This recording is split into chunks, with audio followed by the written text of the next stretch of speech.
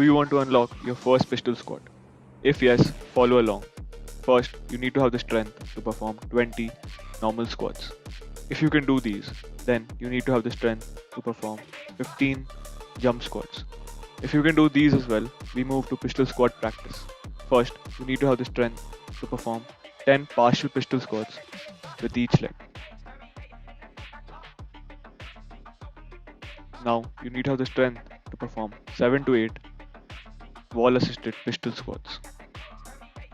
If you have done all of these exercises, you now have the strength and flexibility to do one pistol squat.